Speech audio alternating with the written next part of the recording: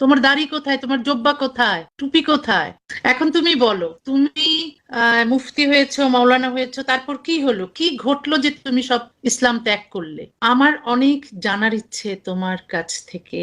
আম, এমনি তোমার লেখা পড়েছি, তোমার কথা শুনেছি, ইউটিউবে তোমার প্রচুর ভিডিও আছে ইসলাম নিয়ে বলেছো। তো এগুলো শুনলে অনেকেই কিন্তু এনলাইটেন্ড হবে। আমি চাইছি তোমার লেখা, তোমার বলা মানুষ শুনুক, কারণ তোমার অভিজ্ঞতা অনেক বেশি।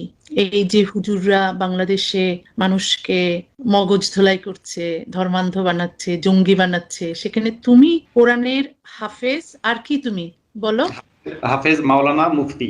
আচ্ছা, আমি, দেখো, হাফেজ মাওলানা মুফতির সঙ্গে আমি কথা বলছি যারা আমার ফাঁসি চায়, আমাকে মেরে ফেলতে চায়।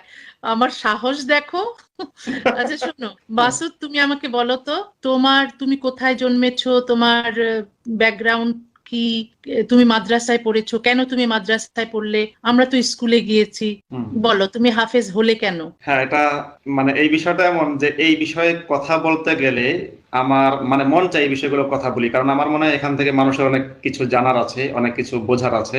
হুম। প্রথমত আমি জন্মগ্রহণ করেছি একজন হুজুরের পরিবারে, মানে আমার বাবা ছিলেন ঢাকার হাজারীবাগের একটা মসজিদের ইমাম।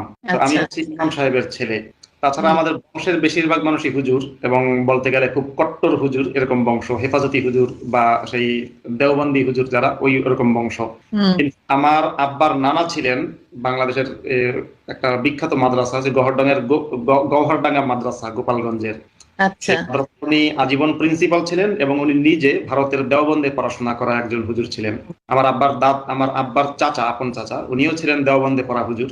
হুম। তো আমার যেহেতু হুজুরের পরিবারে জন্মগ্রহণ করেছি, স্বাভাবিকভাবেই মাদ্রাসায় দিয়েছেন বাবা আমাকে জন্মের পরে। প্রথমে স্কুলে গেছিলাম, স্কুলে পড়েছি ক্লাস 3 পর্যন্ত। হুম। তারপরে তাকে মাদ্রাসায় দিয়েছেন। তো মাদ্রাসা দেওয়ার পরে একটা জিনিস এখানে, যে মাদ্রাসায় কিন্তু কেউ সহজে যেতে চায় না বা পড়তে চায় না। আমিও যেতে চাইনি, পড়তে চাইনি, কিন্তু এটাকে বলা হয় জবরদস্তি করে পড়ানো। যেটা পড়ানো হয়েছে সেটা মানে রীতিমতো জবরদস্তি। তো একটা জিনিস আমার এখন বলতে মানে খুব মনে পড়ছে, আজকে আপনার সাথে প্রথম এইভাবে অন স্ক্রিনে কথা বলছি বলে মনে পড়লো। হুম। যে আপনি যেমন বলছেন না যে আপনি মুফতির সাথে কথা বলছেন, হুজুরের সাথে। আমি সেই হুজুর যে 1994 সালে, যখন আমার বয়স হচ্ছে 11 বছর, সে হুম। সময় মানে সে সময় কিন্তু আমি তসলিমা নাসরিন কে নামটা শুধু মাদ্রাসায় হুজুরের কাছে, আমার বাবার কাছে, সবার কাছে শুনি। খুবই খারাপ মানুষ, হুম। অত্যন্ত জঘন্য মানুষ। সে হচ্ছে ও শুধু বলতো তারা যে ওয়াজিবুল কতল, মানে তাকে হত্যা করা ওয়াজিব, এরকম বলতো। কেন